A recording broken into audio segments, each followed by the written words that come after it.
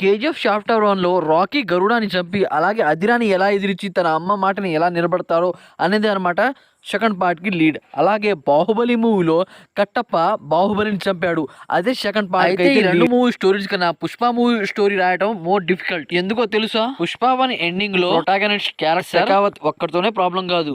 Already మంగళం శ్రీను, ద్రాక్షాయిని, రావు రమేష్, అజయ్ వీళ్లే కాకుండా part 2లో ఇంకా స్ట్రాంగ్ విలన్స్ అయితే ఉంటారు. సో ఇంతమంది శత్రువులు ఒక్కడనే దించాలని అనుకోవడం, సో వీళ్ళందరినీ ఎదిరించి పుష్పరాజ్ ఎలా ఎదిగాడు అనే హీరో జర్నీని చూపించడం మోర్ డిఫికల్ట్. దీని డైరెక్టర్ సుకుమార్ గారు ఆడియన్స్ ని కన్విన్స్ చేస్తూ 3 గంటల సేపు చూపించాలి, ఏమాత్రం బోరు కొట్టకుండా. ఇదొక్కడే కాకుండా పుష్పరాజ్ చైల్డ్హుడ్ లో పేరెంట్స్ తో ఉండే చైల్డ్హుడ్ ని ఎమోషన్స్ తో రివీల్ చేయాలి. అదే కాకుండా పుష్పరాజ్ తండ్రి ఎవరు అనేది మేజర్ పాయింట్. సో వీటన్నిటిని దాటుకొని పుష్పరాజ్ రూల్ ఎలా చేస్తాడో చూడాలి. అందుకే అనమాట డైరెక్టర్ సుకుమార్ గారు ఈ మూవీ స్టోరీ రాయడానికి దాదాపు 3 సంవత్సరాలు తీసుకున్నారు. అలాగే 1000 కోట్ల బిజినెస్ చేసిన మూవీ హిట్ అవ్వాలంటే అది సుకుమార్ గారి రైటింగ్ లోనే ఉంటుంది. So Pushpa 2 movie